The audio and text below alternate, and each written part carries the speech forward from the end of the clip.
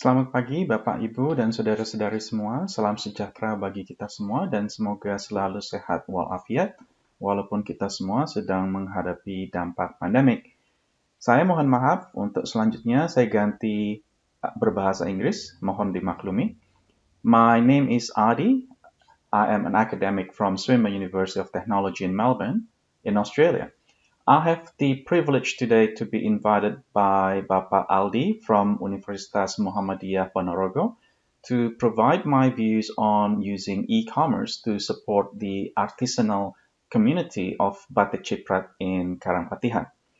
I always find it encouraging when communities and institutions such as Rumah Harapan, communities in Karangpatihan, and university academics such as Ibu Evi from University of 11 Maret, Solo, and Pak Aldi from University Muhammadiyah Ponorogo, and their team in collaborating to create social impact and work together for the greater good of the community.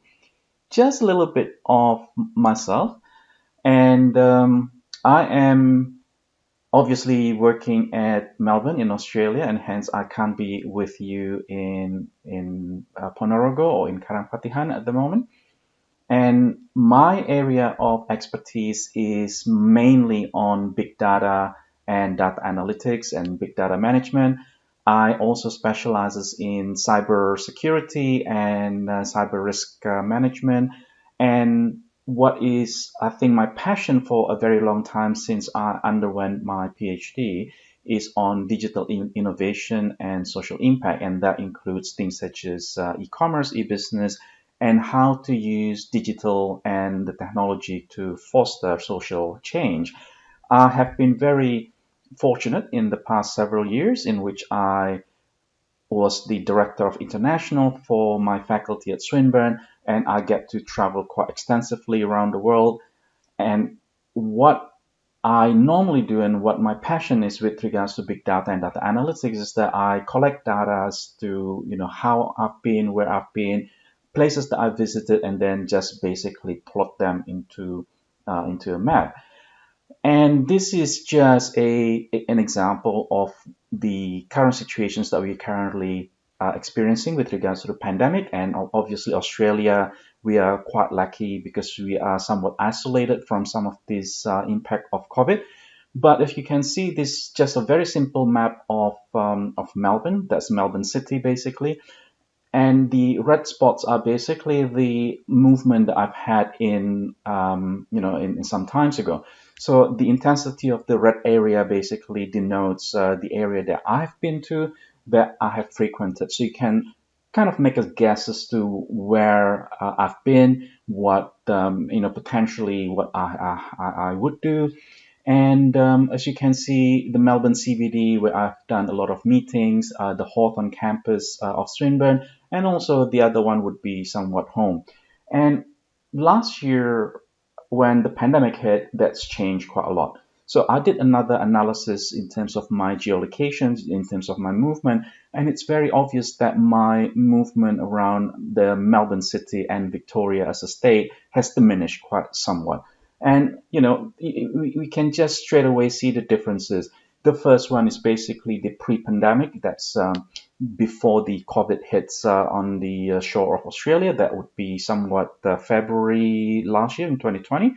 So before that, you can see when it comes to my engagement with businesses, my engagement with the community around Melbourne, that's quite extensive. And after the pandemic hit, Melbourne did several lockdowns. The longest that we've been in terms of lockdowns was, I think, about 6 to 7 weeks, in which we absolutely cannot go out unless if it's really, really important. Good thing is the community in Victoria, we are very law-abiding citizens. So there's a number of us, or a lot of us, actually heed the medical or the medical officer warning, and we stay basically at home.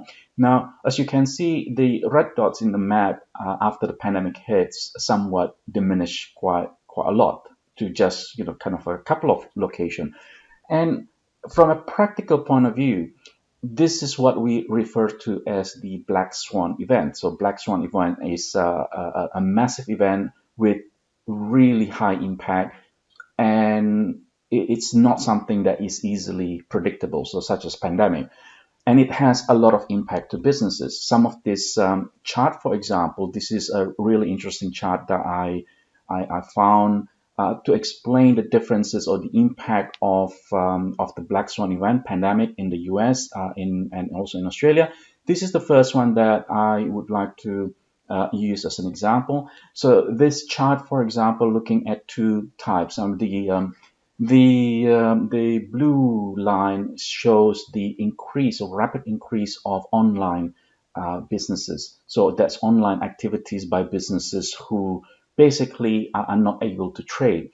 And the gray line that going downwards is basically an indication of those businesses whose physical business had been affected quite substantially because there's lockdown, they can't open for business, they don't have customers, they can't employ their staff, and basically the trend for the in-store or the physical trade just basically diminished over a period of the whole year, basically, right? That's 2020, while the online activities just basically spiking up.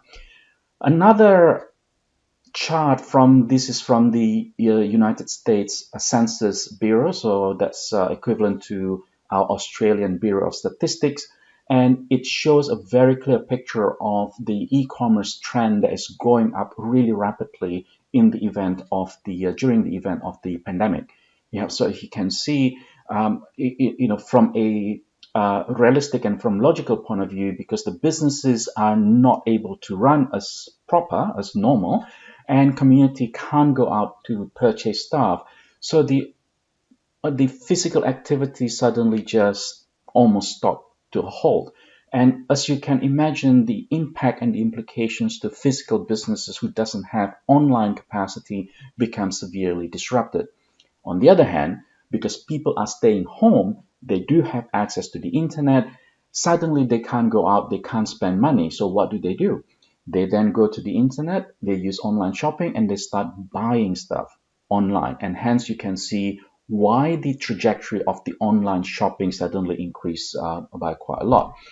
Now, this is from the National Australian Bank Online Retail Sales Index. As you can see, the red line indicates the growth of the online trading or online retailing, while the black line is basically the physical traditional outlet trading activities when it comes to retail. As you can see, there's a really big differences between the pandemic era from the March 2020 to March 2021. So this is very latest from NAB.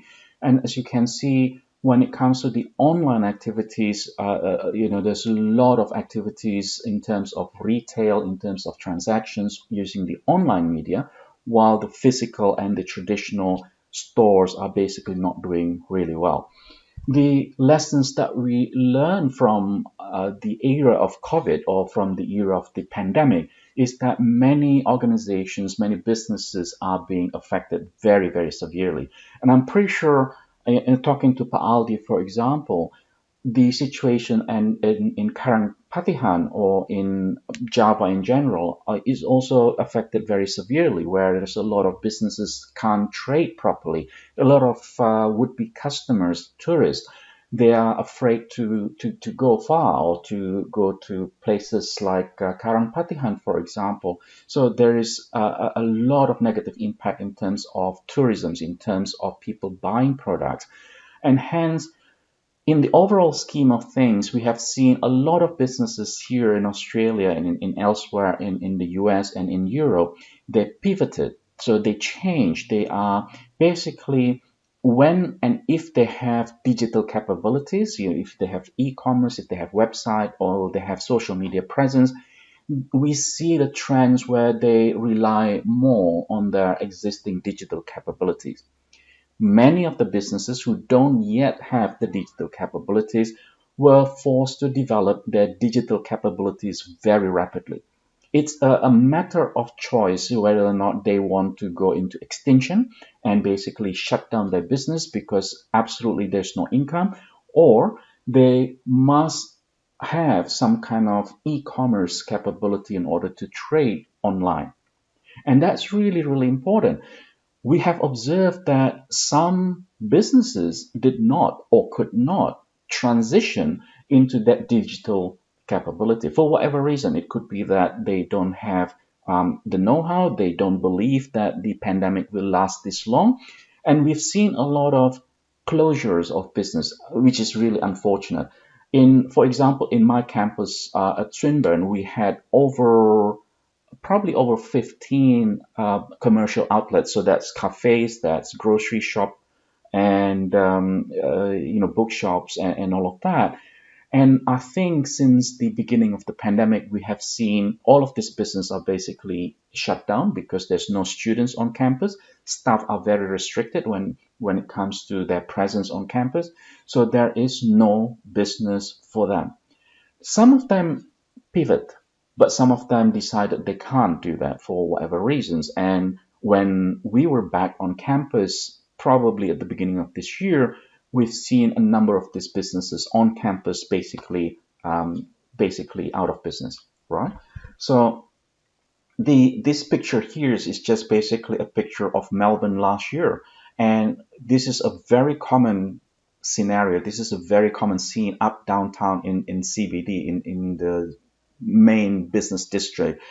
Under normal circumstances, this area would be full with people, as you would in any metropolitan cities like Jakarta, Kuala Lumpur, Melbourne, Sydney, and all of that. But as you can see, this was taken during the daytime, during office hours, and it's just basically an empty shell. And we've seen also this sign anywhere, everywhere. We have seen signs on retail spaces basically advising customers that this shop is currently on closing down sales, so they basically try to offer whatever stock that they have at the discounted prices because their lease is up, they can't pay, or they just simply don't believe that they can survive the pandemic. A lot of signs that basically says due to pandemic we have closed down our stores, right, without even the ability to wait until the pandemic eased down, such as for example this year. So there's a lot of impact last year. There's a lot of impact. There's a lot of business that goes out of basically out of business, and they close down for forever. Now, there are organizations, there are businesses that manage to do the pivot. So they basically transition very, very rapidly into the digital space, into e-commerce type of environment in whatever possible way, in the most efficient way that they can be. Now, this is just an example. So that last picture there is a picture of the fresh choy fruit and vegetables up in the northeast of Melbourne. Now, that shop was actually a wholesale business supplying fruit and vegetable for Chinese restaurants, basically, or Asian restaurants in Melbourne. Now, when the pandemic hit, they realized that a lot of their customers, which is the restaurants, stop making order because they don't have customers.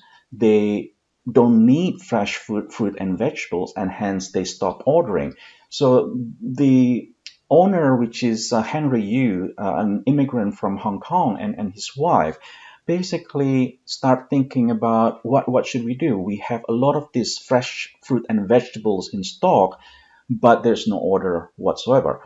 So they were advised, why don't you try to advertise? Why don't you use WeChat? So WeChat is a social media platform, very much like WhatsApp messaging platform, but a more extended version of that. So that is, that's basically what they do. It didn't take them that long to basically learn how to use WeChat and the platform that enables them to take orders, promote their products, and reach out to the WeChat groups. All right. Now, within several weeks, they managed to turn over the business from having no orders whatsoever into actually having to invest more on employing more people and getting more products because their business basically is booming, because a lot of the end consumers, so this is your retail consumers, not not the restaurants, not the grocery shops, but this is end consumers like myself or other family member who basically contacted them via WeChat and says, look, we want a kilo of vegetables, we want another kilo of fruits. Can you pack it up and then send it over to us? All right. So again, it doesn't have to be expensive. It's a matter of finding the right platform that can reach out to potential customers and showcase what the product is, what the business is about, and try to entice the buyers into purchasing from them from an online channel. So this is one of the several stories that we have in terms of small businesses or mid-sized businesses trying to turn over the impact or the negative impact of pandemic into a success story. And if we think about the creative industry, industry that basically produce the likes of Batik, Ciprat, or any other artisans products, what we really need to focus on is not on promoting the tangible values. So if we think about tangible values of a product, a lot of the artisanal products often lose out to commercial products. So this is the mass-produced products that is normally produced at a much cheaper production cost, which has a very strict product quality framework. It has a very clear functionality and utility, and as well as a well-established economic values. They have good supply chain and logistics. They can get it from, people can get these types of product just about anywhere, everywhere, and it's easy access to a lot of people. And obviously, some of the commercial-based products or mass-produced products, they are they're sold at a cheaper price. So that is very different from a traditional or artisanal products that is being created individually by a certain artisan. So if we think about Batik Ciprat as an example of products here, for example, and if you think about the production costs, we think about the production or the product quality, the functionality, utility, the economic value that is within, within that particular products, we can imagine that a similar or a fabric of equal size and equal functionality and utilities would be sold at a cheaper price if it's mass produced. So we should not, from a commercial point of view, should focus on the tangible values of that particular product. For something like the creative industry or something like a product that is produced by artisans, handmade, and it is unique, that is exactly what we need to promote. We need to promote the intangible values. And that should be the primary motivations of promoting or marketing or selling products of creative industries such as Batik Ciprat. We need to focus on the building up the social cultural relationships between the target market with the people who potentially going to buy or interested in buying this product. We also need to put forth the narrative, the story of the creation process. This is, in my opinion, what will sell a product of artisanal quality. We need to promote the community. We need to look into how the artisans as a community actually work together and produce this product. We need to look at promoting the social impact elements. We need to convince would-be buyer or the market in general that by investing in or by supporting this product, they actually have a good social impact and positive impact to the overall community, not just the Karangpatihan community, but also in the wider society in Indonesia and abroad as well. One thing that is very tricky to do in any commercial activities or in marketing activities or in any transaction-based activity is the provenance of the product. So the provenance of the product is the authenticity of the products. Where does the product come from?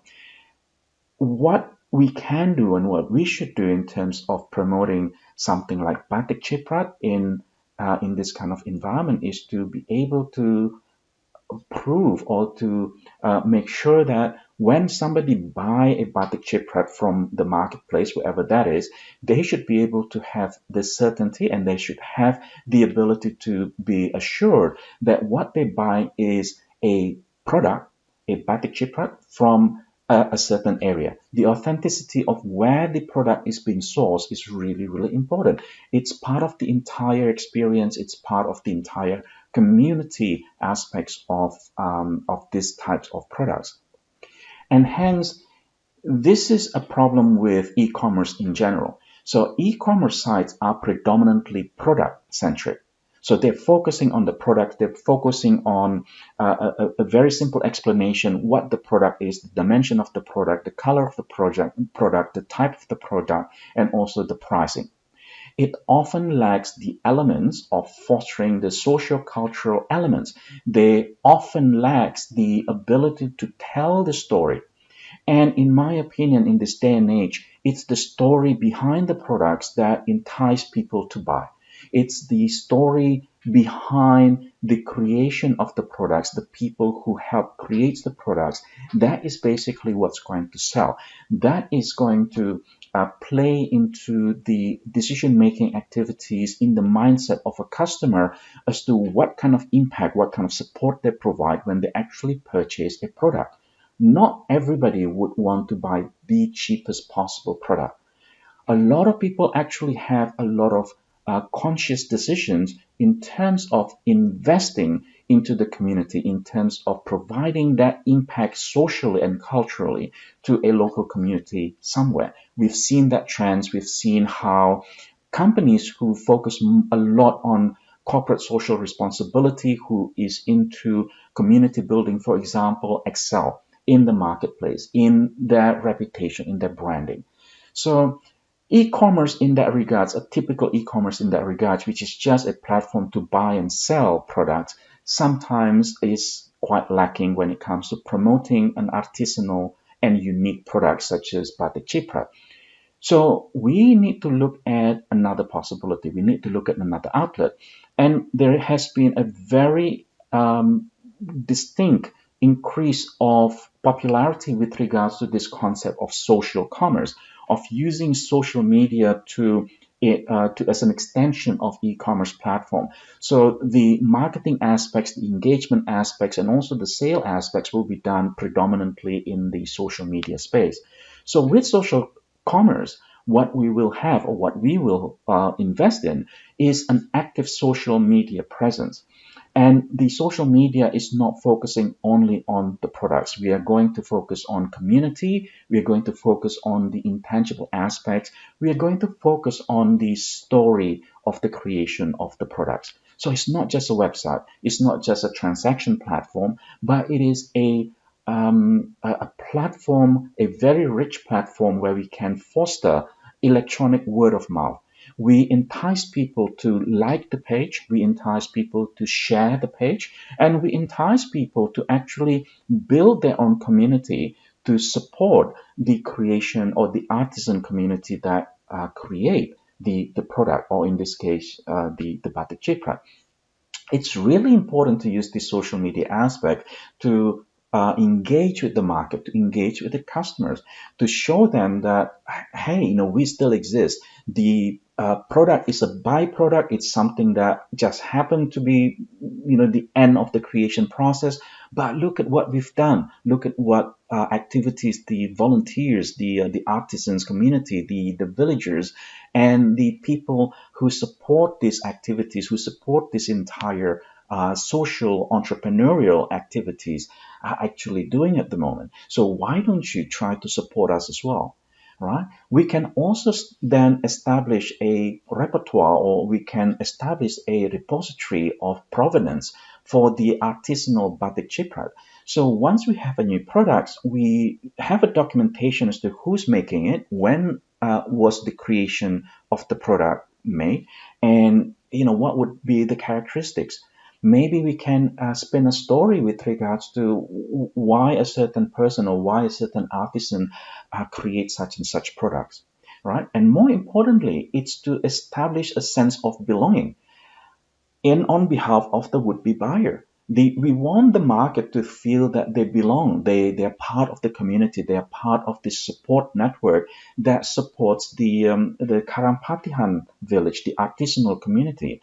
We want them to feel good about themselves. We want to be able to provide them with that electronic or virtual experience that they actually make an effort, they actually have positive impact to the community. And one of the biggest areas at the moment is this concept called ethical consumerism. So we believe that the market, that the population has evolved.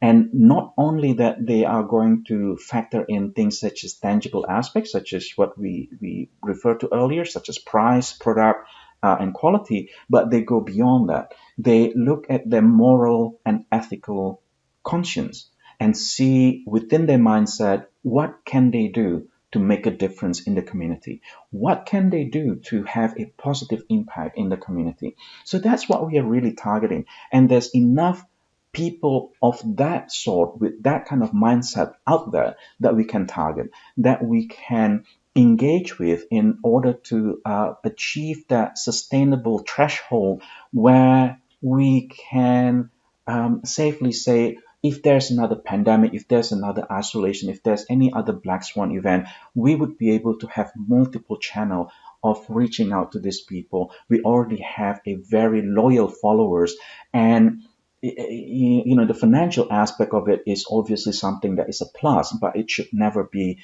just the target or the outcome that we expect. We should think about using social commerce for this particular product, for Karampatihan Batik Ciprat, in order to engage wider in the community, raise the awareness, and create that community, a wider community of people of, with a mindset of ethical consumerism to keep on buying and sustaining the community of artisans that creates this Batik Ciprat. And it's really important to remember that the technology such as the e-commerce, social media, and whatever it is, they're enabler. So the heart and soul of the entire activity should still be the community itself, not the products, not the technology, and certainly not not the financial outcome.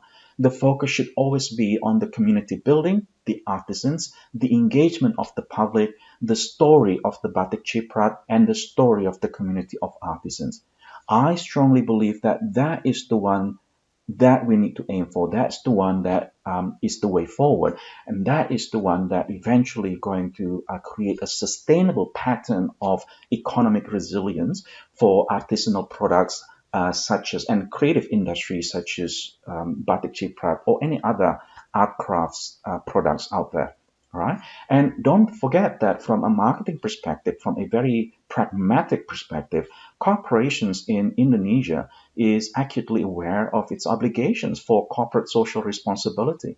We need to be able to take advantage of this, or rather, whoever supporting the community in Karampatihan needs to take advantage of this. And by using social commerce, there are many ways in which we can engage with some of these large corporations who does have a mission and visions to be socially responsible and to improve ethical consumerisms amongst the wider population. So again, based on my experience from practical point of view, from practical experience, from my industry experience in advising organizations, and also from a research and from academic perspective, we always learn, and we learn that technology is not a panacea. So things such as e-commerce, social media technology, messaging technology, they're not the cure-all for all of these ailments such as poverty, marginalized community, economic imbalances, social injustices, COVID or plague.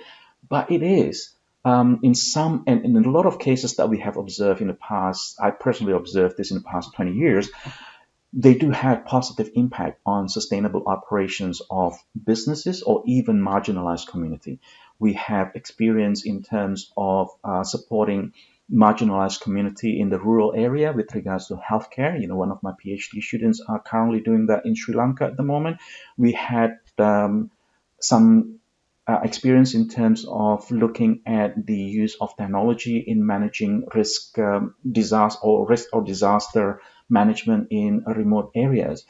They're not a panacea. They're not something that will solve the problems instantaneously, but they are very useful in terms of raising awareness. They are very useful in terms of getting community being engaged, and they are also in some cases, they're very they have very positive contributions with regards to improving the sustainability of an endeavor. Just an example of such collaborations, and this is something that I have tried to do or tried to establish. It's kind of a social entrepreneurship scheme.